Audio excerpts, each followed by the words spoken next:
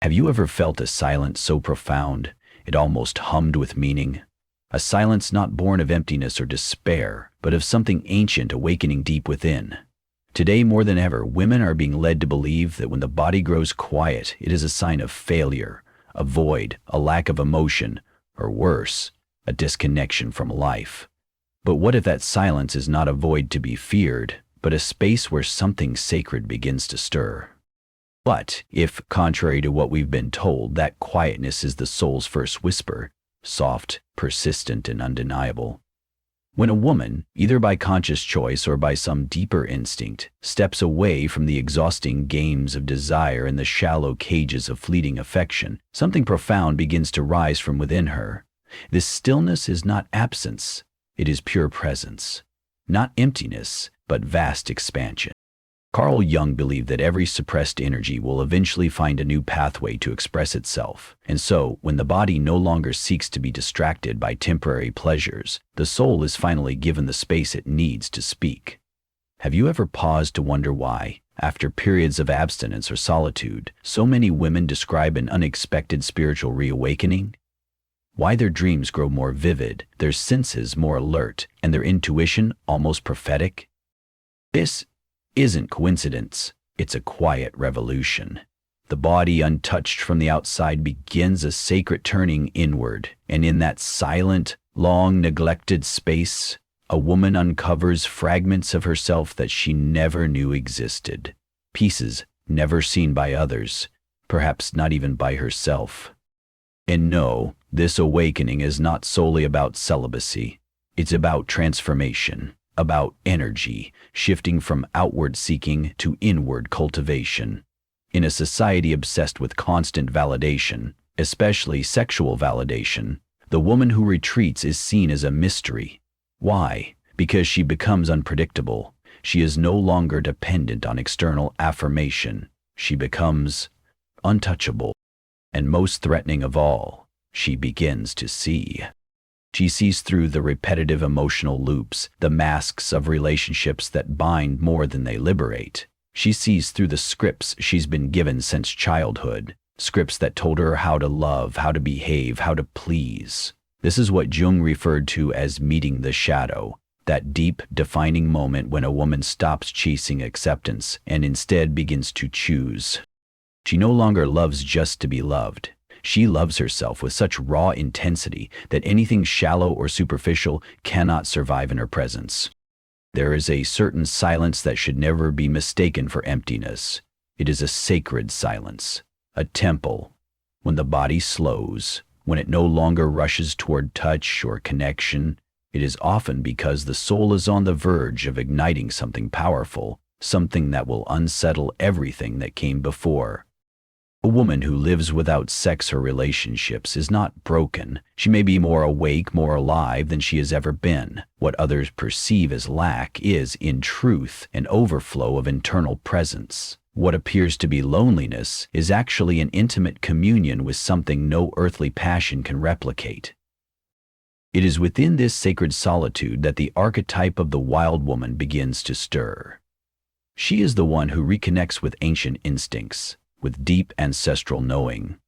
She is the feminine that stands sovereign, unbothered by approval, untouched by performance. She is not waiting to be seen. Can you feel it, that subtle but insistent call? This is not a path for everyone. It is for the woman who is exhausted by trading her essence for fleeting connections, who has finally seen that what she seeks cannot be found in another's arms, but only in the radical embrace of her true self. And if these words resonate with you, if something inside you leans in closer to listen, then perhaps you are already on the path. Maybe you are further along than you think. The body's stillness is not weakness. It is a gathering of strength, a retreat not out of fear but preparation. Because once the soul finds its voice, everything changes. There is no going back. A woman who has heard her soul will never again settle for the quiet hum of an ordinary love. There comes a point in every woman's life when the noise of the world becomes unbearable. Not the loud voices outside, but the subtle hum of inherited expectations, the cravings she was conditioned to feel. the affections shaped by rules she never agreed to.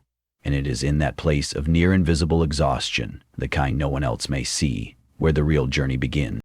Carl Jung said that everything we deny within ourselves returns as fate, and perhaps that is why when the body chooses silence, it is not a failure. It is a sign that something greater is trying to emerge. The woman who begins to withdraw from the impulses that once guided her without fully understanding why is already hearing a silent calling that comes not from the flesh, but from the soul. That woman, even unknowingly, begins to feel a longing without a name. Have you ever known such a feeling? It's not a yearning for a man, nor a craving for the brush of skin, nor the warmth of a passionate night. No, it's something much more elusive, something ancient. It is a longing for herself, for a place she hasn't yet reached, yet one she knows exists with absolute certainty. A place she's never seen but somehow remembers. In this sacred context, abstinence is not punishment. It is not deprivation. It is a portal, a passageway through which she begins a process Carl Jung once described as individuation, a profound and radical journey toward wholeness, a path where she slowly sheds the layers of illusion, where she lets go of all the projections she once cast upon others, lovers, partners, fantasies, so that, at last, she may stand face to face with her true self. The emptiness that appears during this time is deceptive. It is not absence. It is a sacred space being cleared, being made ready for something far more authentic to be born. And within that space, a shift begins. Old memories resurface, but they no longer sting like open wounds. They ache in a different way, as if whispering clues to a much larger story, a narrative that had always been hers, but one she is only now beginning to understand.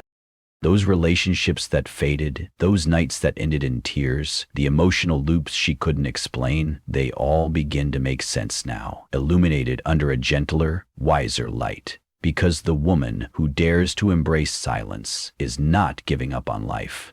No, she is rewriting the narrative. She is reclaiming the pen and telling her own story from a deeper place. And from that sacred stillness, her inner self begins to awaken. It observes every emotion not as an attack or a weakness, but as a symbolic mirror, reflections from the unconscious that had always been speaking to her. Only now, the noise of desire no longer drowns it out.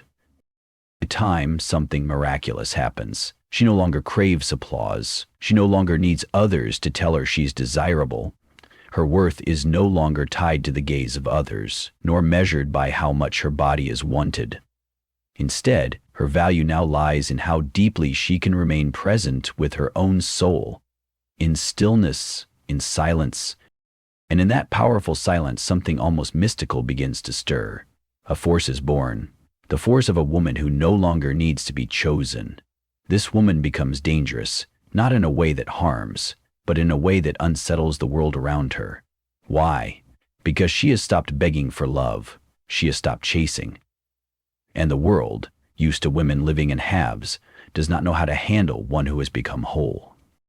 When she comes to the realization that her vital energy is not dead but merely resting, merely recalibrating, she steps into a new realm of consciousness. In that space there is no more urgency, no proving, no performing. The silence of her body is not a punishment, it is a language, a sacred tongue, spoken only by those courageous enough to descend into their own depths. Carl Jung would call this moment a reconciliation with the feminine unconscious, a sacred reunion with the deep symbols and truths buried beneath centuries of repression. And this meeting with the inner feminine does not happen through spoken words. It happens through presence, through being. That woman, the one who is no longer acting, no longer pretending, has just begun to emerge. But make no mistake, the journey is not tender, it is not romantic. There is a deep, gnawing discomfort that rises, an invisible anguish that quietly eats away from within. When a woman starts to pull away from immediate pleasures, from the comfort of familiar contact, from the soothing presence of another body beside hers, she also begins to drift from the world she once knew. What remains is a brutal discomfort. It feels as though the world no longer sees her, no longer recognizes her. Her absence from the stage of desire has made her invisible, irrelevant in the eyes of society. Carl Jung would say this is the shadow's first appearance, the dark part of the self that was hidden behind masks and adaptations for years. That part, which once desperately craved validation, is now rising, no longer willing to be ignored. And in this moment, the woman begins to question, was I wrong to leave? Am I going mad? Am I wasting precious time, youth, opportunities? Because the world screams a woman's time is short, she must act, be chosen, be desired, achieve, perform. And suddenly she fits nowhere. She is no longer the lover, the wife, the muse, or the girlfriend. She is simply herself. And that realization cuts deeper than any heartbreak. Abstinence now feels less like a conscious choice and more like a punishment. But it is not. It is a test, a symbolic journey, and only the most awakened souls can endure it. Temptations arise. Old patterns tap at the door. Invitations resurface. Easy, familiar, seductive. Everything conspires to pull her back. And the cruelest truth, no one around her truly understands. Friends begin to question her. Family urges her to get out more, to stop isolating. But it is not isolation. It is immersion, a sacred descent. And not everyone is equipped to witness someone diving that deep, while the rest remain adrift on the surface. Jung recognized this as an inevitable phase in individuation. The moment when the ego panics, gasping for control while the soul, quiet and steady, begins to take the reins. In this hollow stillness, many give up. They go back to old loves, to half-hearted affections, convincing themselves that something, anything, is better than nothing. A while later, the great god Anaya appears, and Daius heard her Apollo's name. A deeper, thin, but the woman who stays, even through tears and fear, is being shaped, forged by something much larger than herself. She is being prepared to break a generational cycle. And cycles, true cycles, are not broken with rage. They are broken with awareness. The tension she feels, it is not a mistake. It is a sign of transformation. The cocoon tightens just before the butterfly is born. And that is what's happening now. Something new is being formed within the darkness of silence. A new being is on the horizon. Deep down, she knows it, even if she cannot explain it, even if she worries that she is too alone, too misunderstood, too deep. There is a voice that does not shout but insists, a presence that does not show itself but accompanies. That presence, elusive yet unwavering, doesn't arrive with fanfare. It doesn't announce itself in grand gestures or loud revelations. Instead, it moves quietly alongside, like a shadow at dusk, like breath in a silent room. And this presence is not ordinary. It is the symbol of the archetypal feminine theme, the profound energy Carl Jung described as the sacred bridge between conscious awareness and the mysterious realm that lies just beyond understanding. It is with this silent force that the woman begins to hold conversation, not with words but with sensing. The deeper this internal dialogue grows, the more layers begin to peel away. With every silent moment, she sees more clearly. Her body is not frozen, not on pause. It is in ritual, a sacred unfolding that the modern world has long forgotten, but which her soul has always remembered. Draw two of the elves, Thor and Titan. Think of the witch. And then, like a gentle tide washing over long-forgotten sand, something shifts. It's not explosive, it's quiet, subtle, almost invisible to the outside world. But within her, a new understanding begins to bloom. What once was restlessness, the anxious need for external engagement, now begins to soften into deeper, more piercing questions. Why have I always needed to be desired in order to feel alive? Why does the absence of another feel so unbearable? What inside me still depends on the gaze of others to feel real? These questions echo through her not as accusations but as invitations to understand, to awaken.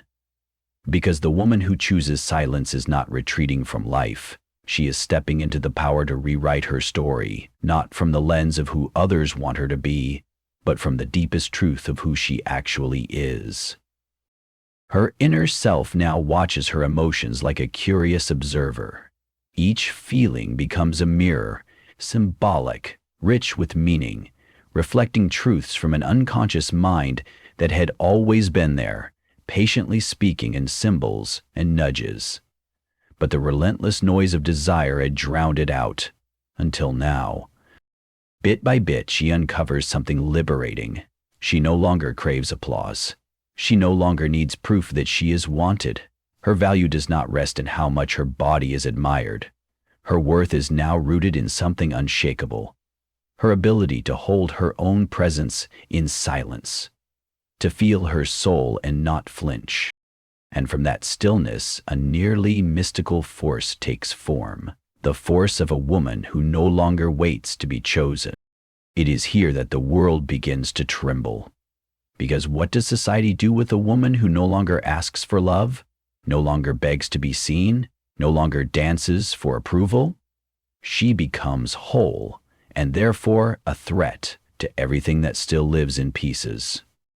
And when that woman finally recognizes that her energy has not died, only withdrawn, she begins to rise into a new plane of consciousness, a place where urgency disappears, where the need to prove herself vanishes. In this new state, she understands that the silence of the body is not a punishment. It is a language, a sacred dialect that only the brave can decipher. Only those who dare to dive into their own depths will understand its meaning. Carl Jung described this moment as a reconciliation with the feminine unconscious, a reconnection with the deep symbols and truths buried under centuries of suppression. And this reconciliation isn't achieved through speaking or explaining. It happens through presence, through stillness, through being. That woman, the one just beginning to rise from the deep, is not stepping into ease. The journey ahead is not soft. It is laced with a kind of restlessness that few can see, but that she feels in her bones.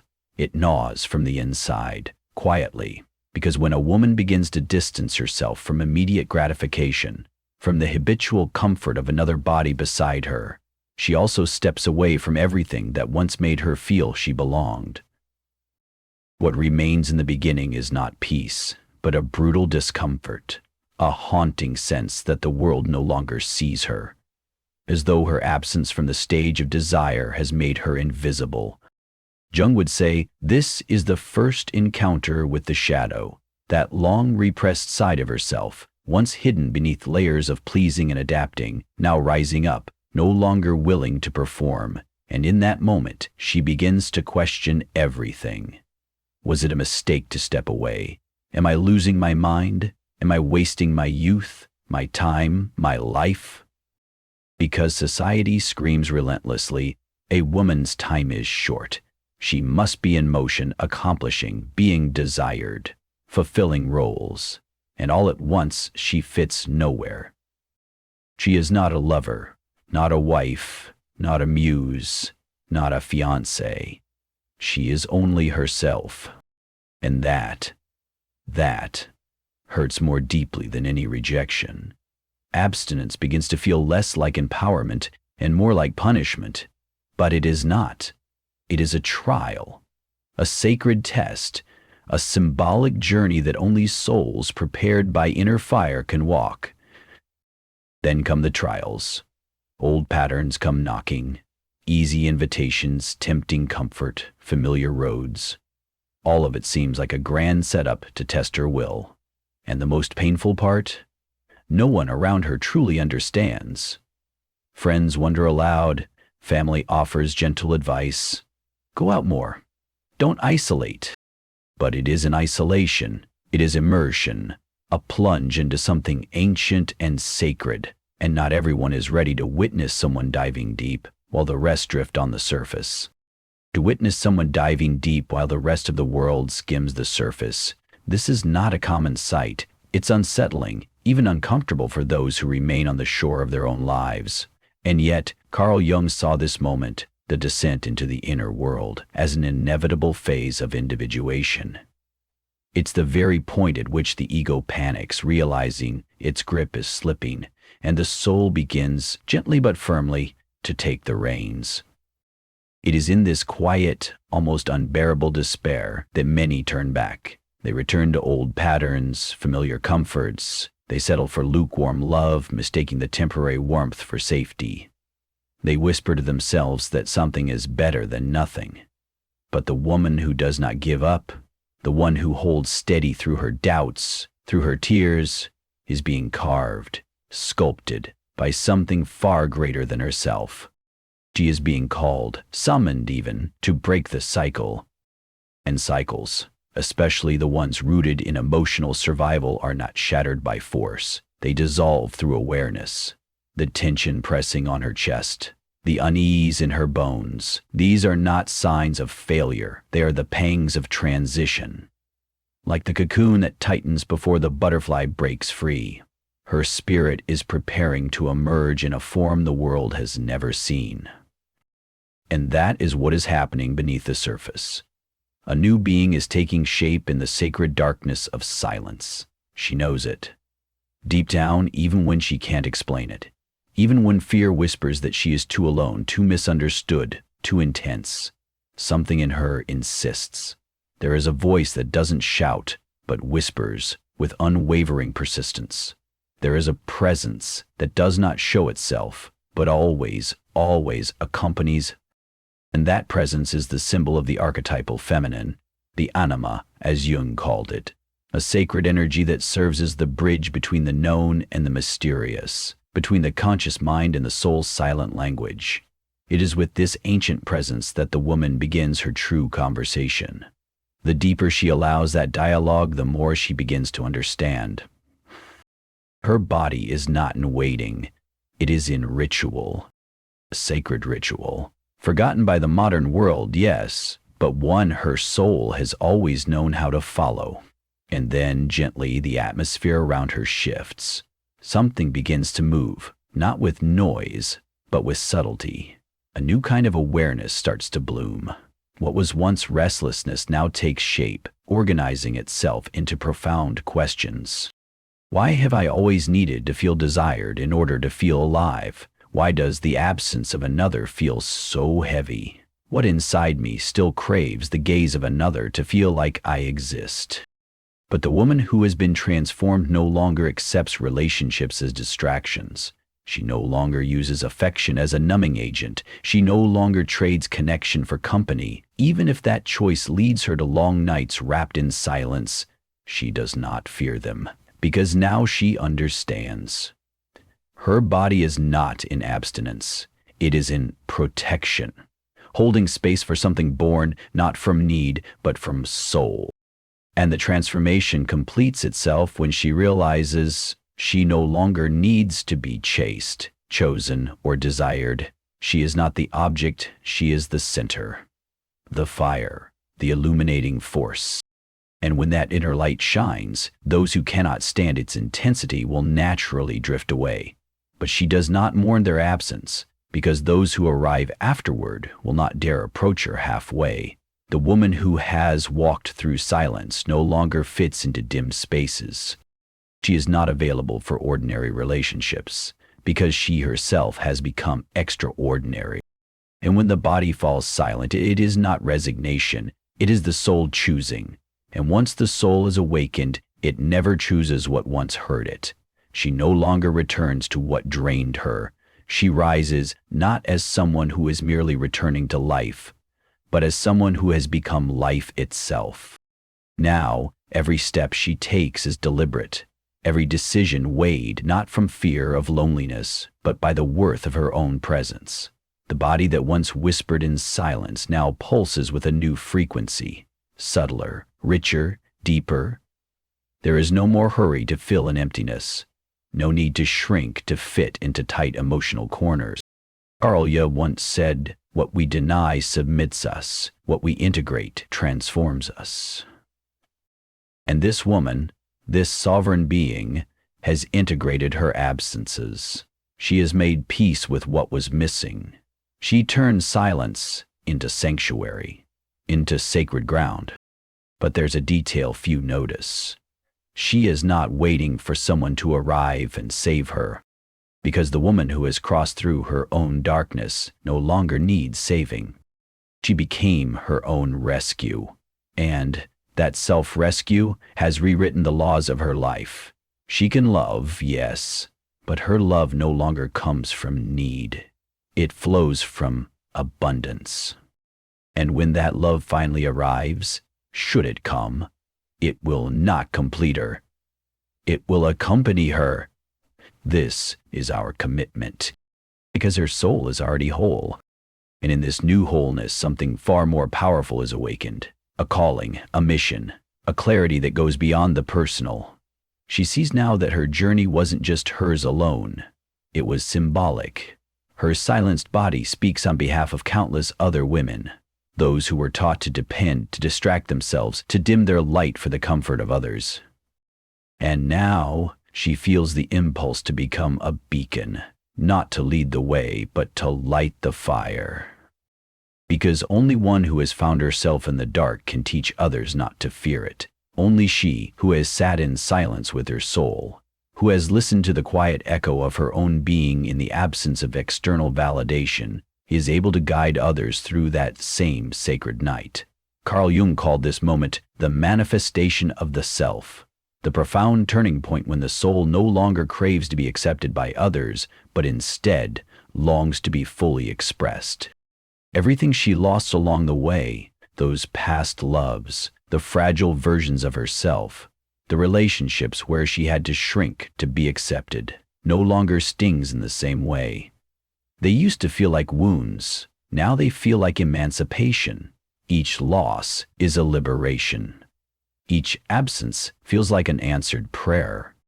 Because the woman who has walked through abstinence of the flesh has discovered something far more sustaining, the nourishment of the soul. And that nourishment isn't fleeting or shallow.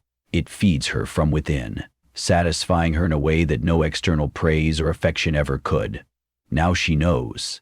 Nothing from the outside will ever be enough unless it reflects, resonates, or harmonizes with the truth already pulsing within her. And so, she does not prepare to return to the world in old roles, repeating old patterns. No, she prepares to inhabit a new place, a space in the world where her very presence is enough, where her voice carries depth, where even her silence commands reverence. And when her body desires again, and yes, it will not be from compulsion, fear, or emotional hunger. It will be from a place of sacred choice. Love will no longer be a remedy for emptiness. It will be a reflection of her fullness. When love knocks again, it will not find a woman begging to be completed. It will find a woman who is already whole, already ready, already home. And until that moment comes, she remains steady, not frozen, not waiting, but in vigil, a sacred watchfulness, because now she knows something unshakable. Yes, the body is quiet, but that's only because the soul is finally speaking. There are silences that seem cold to the outside world, but deep within they are glowing with quiet embers. There are absences that sound like grief or emptiness to others, but within them lies fertile ground rich with potential.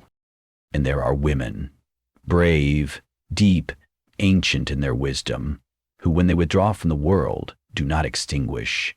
They ignite, but on a different plane of existence. When the body falls silent, it does not die. It transforms. It becomes an altar, a sacred chamber where the soul dares, at last, to speak freely. Everything that once seemed like lifelessness, like a void, now reveals itself as divine presence. A presence pregnant with new identity, sharper, purer, more complete. Because in this space, nothing lived is ever lost. Everything is transmuted. Desire, once an urgency, becomes a deliberate choice. Pain, once an open wound, becomes a scar of wisdom. The woman who walks through abstinence with awareness is not fleeing from love. She is learning to love in a way that springs from abundance, not from hunger. And in that quiet abundance, she becomes something untouchable, not because no one can reach her, but because no one can manipulate her anymore. Can you feel the reflection of this path within yourself? That nameless nostalgia that follows you in quiet hours? That strange discomfort of no longer fitting in the spaces you once called home? That inexplicable pull to withdraw, not in sadness, but in search of something deeper? That is not weakness, that is not fragility, that is the first call. Perhaps this video didn't find you by coincidence. Perhaps it is the mirror for something ancient and unspoken that has been pulsing quietly inside you for a long time. And now that it has been named, something shifts, doesn't it? If this journey touched a forgotten part of who you are, let it continue. Don't smother the spark. Don't silence the voice that just started speaking. Share this message with another woman, someone whose body too has fallen quiet, who senses something deeper but hasn't yet found the words. Leave us a comment. Tell us how this resonated with your own story, your own silence. And if you wish to keep walking this path with us, in honesty, in depth, in sacred truth, subscribe to the channel here. Let each word become a seed. Let every silence become rich soil. Let every video become a ritual. Because in the end, this is what remains. A woman who has learned to hear the whispers of her soul when the world becomes too loud. And that whisper says, you are not alone, you are awakening.